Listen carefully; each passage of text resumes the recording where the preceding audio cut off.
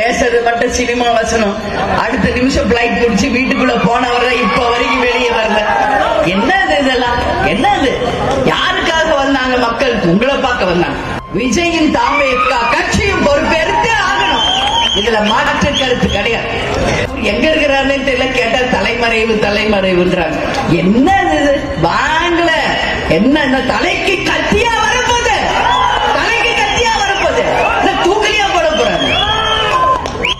ஒரு கட்சினா தைரியம் இருக்கணும், வீரம் இருக்கணும்.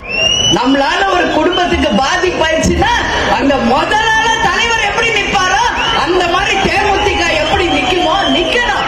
உங்களை நம்பி வந்த லட்சக்கணக்கான பெண்கள் ஆண்களுக்கு என்ன பாதுகாப்பு கொடுத்தீங்க?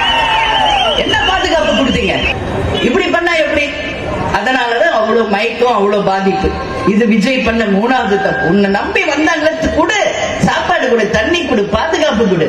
4வது அவர் செய்த தவறு, இன்னைக்கு பஸ்ஸுக்குள்ள உள்ள பூந்துக்கிறாரு.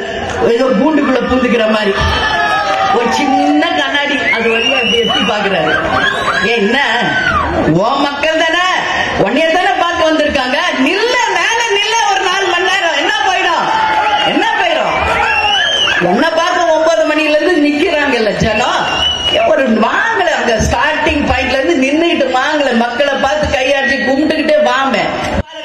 யாரோ எங்கேயோ கரூர்ல ஒரு பொதுக்கூட்டத்தை நடத்தி அதுல பாதுகாப்பு கொடுக்க தெரியாதவங்க இன்னைக்கும் 41 உயிர்களை நாம் இழந்திருக்கிறோம். இந்த கிருஷ்ணகிரி மாவட்டத்தில் மக்கள் சார்பாக அந்த 41 உயிர்களுக்கும் ஆன்மா சாந்தி அடைய வேண்டும் என்று அனைவரையும் நாம் ஒன்று சேர்ந்து அவர்களுக்காக பிரார்த்திப்போம். ஏன்னா அவங்க எல்லாம் அப்பாவி ஜனங்க, பார்க்கணும்னு வந்தவங்க தான். ஆனா அந்த கூட்ட நெரிச்சல்ல சிக்கி எல்லாரும் குழந்தையில இருந்து இளைஞர்கள் இருந்து பெண்கள் இருந்து எல்லாம் இறந்துட்டாங்க. நான் நேரடியா போய் பார்த்தேன். அங்க பாதிக்கப்பட்ட குடும்பங்களை சந்திச்சேன். எல்லாரும் அவங்கவுங்க சொந்தக்காரங்க அவங்கவுங்க குடும்பத்தை சேர்ந்தவங்களுடைய பாடியை எடுத்துட்டு போய் அழுகிறத நான் பார்த்து ரொம்ப மனசு உடைஞ்சு போயிட்டேன். 41 குடும்பங்கள் அங்க அழுகிற அந்த அழுகுரலை கேட்கும் போது நம்மளால அங்க நிக்கவே முடியாத ஒரு நிலைமையை நாம் பார்த்தோம். அதே மாதிரி ஹாஸ்பிட்டல்ல படுகாயம் அடைந்து அட்மிட் ஆன எல்லாரையும் நாம போய் நேரடியா சந்திச்சோம். இங்க பத்திரிகை எல்லா டிவில பார்த்த போன சனிக்கிழமை இன்னையோட 9வது நாள், 9 நாள் ஆயிடுச்சு. அன்னைக்கு ஆரம்பிச்சது இன்னைக்கு வரைக்கும் டிவியை ஓபன் பண்ணா இதுதான் போகுது. என்ன பிரயோஜனம்? என்ன பிரயோஜனம்? இன்னைக்கு எதுக்கு தடுக்கிறீங்க? ரோடு பூரா போலீஸ் நிக்கிறாங்க. யாரும் ரோட்ல நேஷனல் ஹைவேஸ்ல மீட்டிங் வைக்க கூடாது, ரத யாத்திரை வரக்கூடாது, ஸ்டேட் ஹைவேஸ்ல வரக்கூடாது. அப்ப எங்கதான் போறது? மக்கள் எங்க இருக்காங்களோ அங்கதானே மக்களை சந்திக்க முடியும். வேற எங்க போய் மக்களை சந்திக்கிறது? ஏன்னா காட்டுக்குள்ளேயோ மலைக்குள்ளேயுமா போய் சந்திக்க முடியும்? என்ன நீதி? யாரோ ஒருவர் செஞ்ச தப்புக்கு இன்னைக்கு எல்லா தேமுதிகவை வஞ்சிப்பது எதற்கு? இது என்ன மாதிரி கட்சி? என்னைக்காவது ஒரு தொண்டருக்கு, ஒரு மக்களுக்கு இந்த கட்சியினால பாதிப்பு வந்திருக்குது என்பதை யாராவது காட்ட முடியுமா? ஒரு சின்ன உதாரணம் காட்ட முடியுமா? சொல்லுங்க பாப்போம். இதுவரைக்கும் தமிழ்நாட்டிலேயே ஒரு மாநாடு நடத்தி கின்னஸ் ரெக்கார்ட் செய்த முதல் கட்சி தேசிய முற்போக்கு திராவிட கழகம்.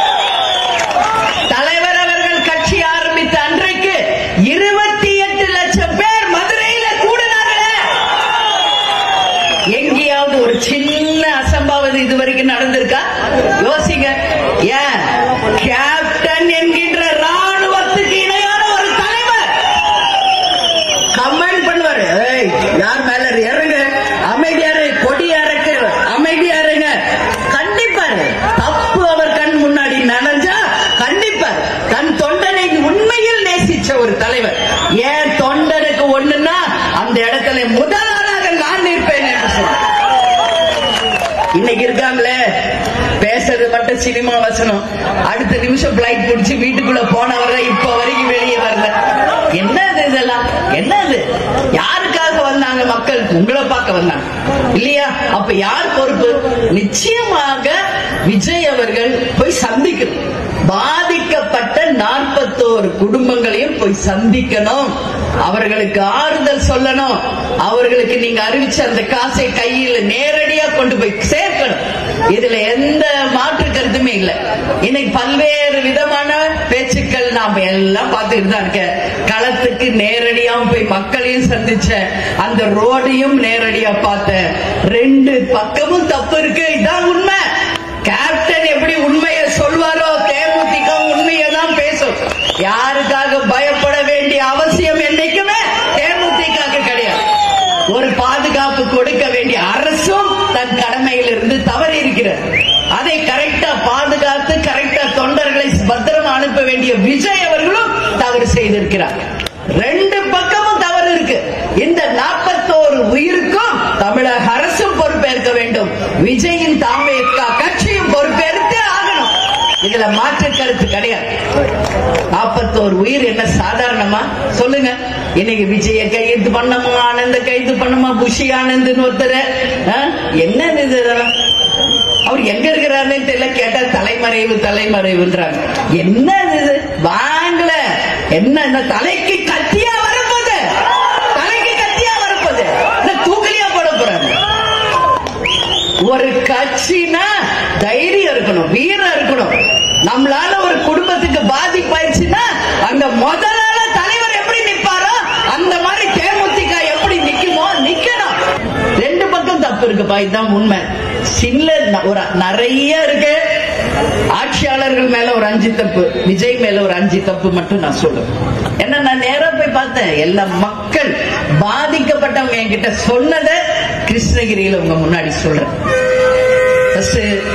விஜய் செஞ்ச தப்ப சொல்லவா, தமிழக அரசு செஞ்ச தப்ப சொல்லவா? தமிழக அரசு. ஓகே, நான் சொல்றேன் தமிழக அரசு செய்த தவறு என்ன அப்படின்றத நான் ஃபர்ஸ்ட் சொல்றேன். இன்னைக்கு இந்த மாதிரி இடத்துல ஒரு சின்ன மீட்டிங் மாதிரி போடுங்க, இவ்வளவு கட்டுப்பாடு விதிக்கிறீங்களா? இன்னைக்கு கோர்ட்ல ஆர்டர் வருதுல, தேமுதிக மாதிரி உண்மையான கட்சி அதை நாங்க வந்து மதிக்கிறோம் இல்ல. சட்டத்தை மதிக்கின்ற ஒரே கட்சி தேசிய முற்போக்கு திராவிட. அந்த சட்டம் ஒண்ணு சொன்னா, காவல்துறை ஒரு விஷயத்தை சொன்னா அதை அப்படியே இமையளவு மாறாமல் ஃபாலோ பண்ற கட்சி தேமுதிக.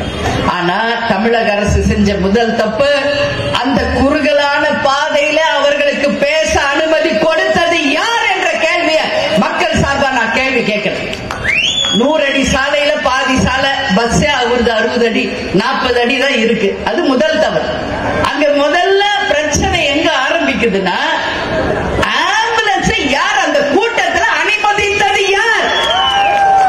இந்த கேள்விக்கு தமிழக அரசு பதில் சொல்லி ஆகும். அந்த ஆம்புலன்ஸ் உள்ள வரும்போது மக்கள் மத்தியில இட நெருக்கடி ஆகுது, நெரிச்சல் உண்டாகுது, ஒருத்தர் மேல ஒருத்தர் விழுகிற நிலைமை உருவாகுது. அடுத்தது 3வது பிரச்சனை பார்த்தோம்னா, ஃபர்ஸ்ட் ஒரு ஆம்புலன்ஸ், அடுத்து ஒரு ஆம்புலன்ஸ் போகுது. விஜய் பேசிட்டு இருக்காரு மேல. யார் விஜய் மேல செருப்பு கல்லு வீசினது? யார் யார் வீசினா? இதுக்கு கட்டாயம் அரசு பதில் சொல்லணும். இன்னைக்கு சிசிடிவி ஃபுட்டேஜ் எல்லா இடத்துலயும் சுத்துது. அந்த யார் நபர் என்பதும் இன்னைக்கு கண்டுபிடிக்கப்பட்டிருக்கு. இது வரைக்கும் கைது பண்ணாங்களா? விஜய் கைதாவாரா, புஷி ஆனந்த் கைதாவாரா, நிர்மல் குமார் கைதாவாரா மட்டும் பிரஸ் பீப்புள் பெருசா பண்றீங்களே.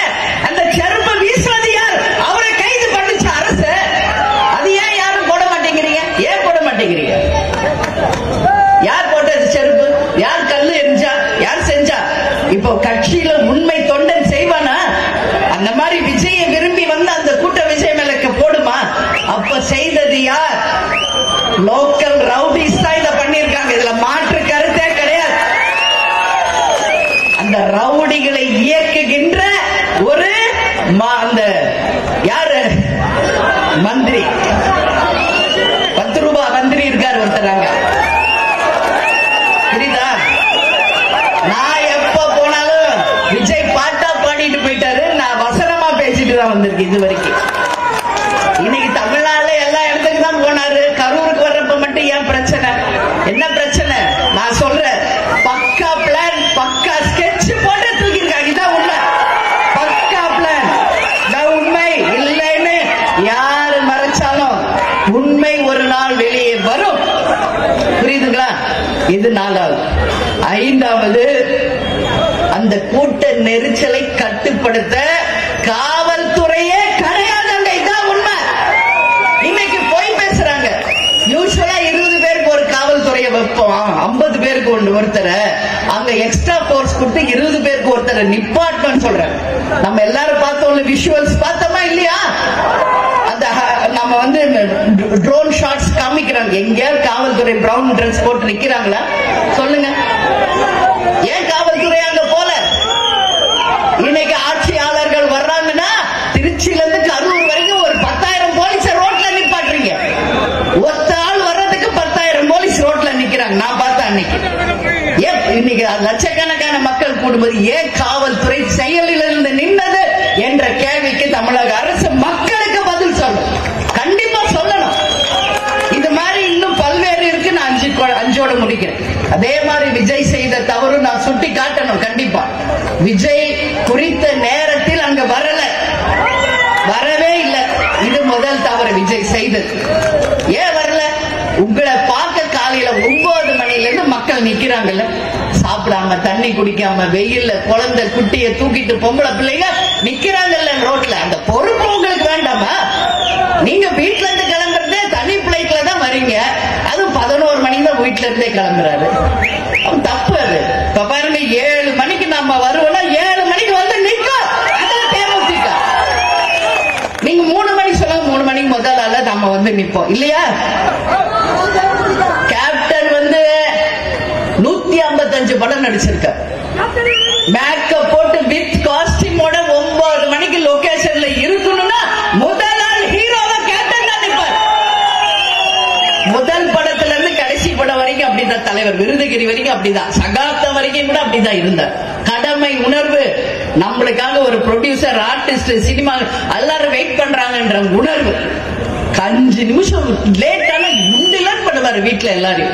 அது கேப்டன். அவரை பார்த்து பார்த்து பார்த்து பார்த்து எல்லாம் நம்ம இன்னைக்கு தலைவர்ல இருந்து தொண்டர் வரைக்கும் உருவாய். அப்ப இந்த கடமை உணர்வை தவற விட்டது விஜய். அதனால விஜய் இன்னைக்கு ஷூட்டிங் கரெக்டா போயிடுவார். அது எங்களுக்கு தெரியும். நான் தான் சொல்றேன், எங்க வீட்டு பையன் தான் அப்படின்னு ஷூட்டிங் கரெக்டா போயிடுவார். ஆனா இப்பதான் அரசியலுக்கு வந்திருக்கிறார். இப்பதான் முதல்ல வெளியே வர்றாரு அவரு. இது வரைக்கும் அவரை மக்களும் பார்க்கல, அவரும் மக்களை பார்க்கல. சோ லேட்டா வந்தது முதல் தவறு. நான் ஏற்கனவே பேட்டியில கொடுத்த மாதிரி நமக்கும் கட்சி ஆரம்பிச்சப்போ ஒரு காவல்துறை கூட சப்போர்ட் கிடையாது. நமக்கான உண்மையாக இருந்தவர்கள் யார்? நம் கழகத்தை சேர்ந்த நமது தொண்டர் படை. பெண்களுக்கும் ஆண்களுக்கும் நாம் உருவாக்கிய தொண்டர் படைதான் ஒவ்வொரு தொண்டனையும் பாதுகாத்திருக்கு இன்னைக்கு வரைக்கும். என் கூட வந்திருக்காங்க இன்னைக்கு 10 பேர் 20 பேர். அவங்க தான் நமக்கு பாதுகாப்பு.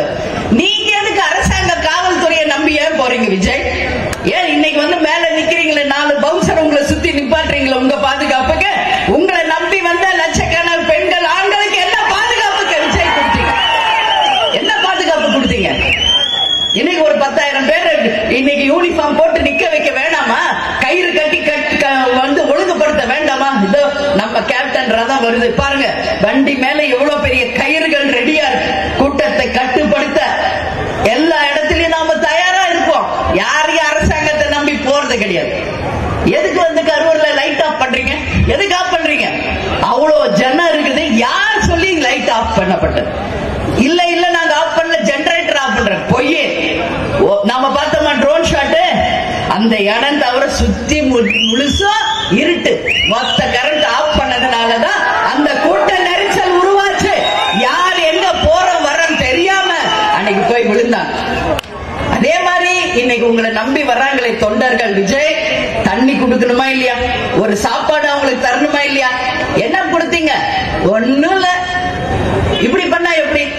அதனாலதான் அவ்வளவு மயக்கம், அவ்வளவு பாதிப்பு. இது விஜய் பண்ண 3வது தப்பு. உன்னை நம்பி வந்தாங்க, கொடு சாப்பாடு, கொடு தண்ணி, கொடு பாதுகாப்பு, கொடு. 4வது அவர் செய்த தவறு, பஸ்ஸுக்குள்ள உள்ள பூந்துக்கிறாரு. ஏதோ பூண்டுக்குள்ள பூந்துக்கிற மாதிரி ஒரு சின்ன கண்ணாடி அது வழியா எட்டி பாக்குறாரு. என்ன ஓ மக்கள் தானே, உன்னைய தானே பார்க்க வந்திருக்காங்க, நில்ல மேல நில்ல ஒரு 4 மணி நேரம். என்ன போயிடும்? என்ன போயிடும்? என்ன பார்க்க 9 மணில இருந்து நிக்கிறாங்கல்ல ஜனம். ஒரு வாங்கல, அங்க ஸ்டார்டிங் பாயிண்ட்ல இருந்து நின்னுகிட்டு வாங்கல, மக்களை பார்த்து கையாட்டி கும்பிட்டுக்கிட்டே வாம உள்ள பூந்துக்குன்னா அந்த நேரத்துல வெளியே வந்தா உங்களை பாக்குறன்ற எல்லாம் மேல வந்து விழுகுறாங்க. என்னைக்காவது நம்ம தலைவர் அப்படி உள்ள உட்கார்ந்து நம்ம பார்த்து இருக்கிறோமா? இந்த 20 வருஷத்துல அங்க கொஞ்சம் பேர் அசம்பிள் ஆகுது பார்த்தாலே வண்டிக்குள்ள எல்லாரும் காட்டி விடும். அப்படின்னு. சார் நம்ம உள்ள சொல்லுவாங்க, இல்ல கொஞ்சம் பக்கத்துல போய் வரணும் தேரடா அப்படின்னு. அப்புறம் ஒரு பய வாய் திறக்க மாட்டாங்க அவர் வாகனத்துல. புரியுதுங்களா? அவருக்கு தெரியும் மக்கள் பல்ச புடிச்சவர் நம்ம கேப்டன். ஏன் தொண்டன் என்ன விரும்புவான்னு தெரிஞ்ச ஒரு தலைவர். அந்த மக்கள் கூட்டம் ஆரம்பிக்கும் போதே மேல வந்துடுவார். அத்தனை பேரையும் பார்த்து கும்பிட்டு நீங்க கொடுக்கிற சால்வையை கழுத்துல போட்டு இப்படி பண்ணி முரசு கொட்டிக்கிட்டு அன்பா சிரிச்சுக்கிட்டு அப்படியே வருவார். சோ அந்த தலைவரை பார்த்துருவாங்க, அப்படியே ஹாப்பியா போயிடுவாங்க, நெருங்கிக்கிட்டே வரமாட்டாங்க. அப்படியே பக்கத்திலேயே வண்டி வந்தாலும் சத்தம் போடுவார், வராதிங்க, திட்டுவார், இப்படி வரணும், இப்படி பாதுகாப்பு வரணும், மின்கம்பத்துல ஏறினா சத்தம் போடுவார், இறக்குவார். இதெல்லாம் தலைவர் பண்ணது. ஏன் இன்னைக்கு எங்க அண்ணன் சொல்றீங்களே விஜய், அண்ணன் என்ன செஞ்சாரு முதல்ல கத்துக்கிட்டு பேசு விஜய், முதல்ல கத்துக்கிட்டு பேசு. வெறும் எங்க அண்ணா அண்ணா மட்டும் போதுமா தம்பி? சொல்லு தம்பி, தப்பு. உன்னை நம்பி வந்தவங்க இப்படி நீ சாகடிச்சது மிகப்பெரிய தப்பு. அதே மாதிரி இன்னொரு விஷயம் நான் சொல்றேன், விஜயை நம்பி வந்தவங்க எல்லா பெண்கள், குழந்தை, குட்டி எல்லாருமே இன்னைக்கு பாதிக்கப்பட்டிருக்காங்க. நிச்சயம் விஜய் நீ வந்து அப்படியே பிளைட்ல போய் வீட்டுக்குள்ள போனது தப்பு, இன்னைக்கு வரைக்கும் வெளியே வராதது தப்பு. போ, என்ன பண்ண போறாங்க பண்ணட்டுமே, கைது பண்ணட்டும். நம்ம நாட்டுல கைது பண்ண தலைவர்கள் தான் வாழ்ந்ததா சரித்திரம், சரித்திரத்தை உருவாக்கியதா சரித்திரம். எத்தனையோ விபத்து நடந்துருச்சு, உன்னை அறியாம ஒரு விபத்து நடந்துருச்சுன்னு சொல்லுங்க. இன்னைக்கு மகாமகம் குளத்துல சாகலியா எல்லாரும்? கள்ளச்சாராயம் குடிச்சு கள்ளக்குறிச்சியில சாகலியா மக்கள்? யார கைது பண்ணிருச்சு இந்த அரசு சொல்லுங்க. அன்னைக்கு முதல்வரோ அமைச்சர்களோ யாராவது கள்ளக்குறிச்சிக்கு வந்தீங்களா? இன்னைக்கு எல்லாரும் ஓடுறீங்க, ராத்திரியோட ராத்திரி 1 மணிக்கு தனி பிள்ளைக்குள்ள போறாரு முதல்வர். ஏன் கள்ளக்குறிச்சிக்கு ஒருத்தரும் வரல? ஏன்? எல்லாமே ஒரே ஒரு விஷயம் தாமா. நான் இது மாதிரி சொல்லணும்னு இன்னும் 4 மணி நேரம் நான் சொல்லுவேன் இத பத்தி, ஒன்லி கரூரை பத்தி. ஆனா ஒரே ஒரு லைன்ல நான் முடிக்கிறேன். நேற்று 2 மணி நேரம் தீர்ப்பு சொல்றேன், எல்லாம் நான் பார்த்தேன், எல்லாமே சொல்றேன் உங்களுக்கு.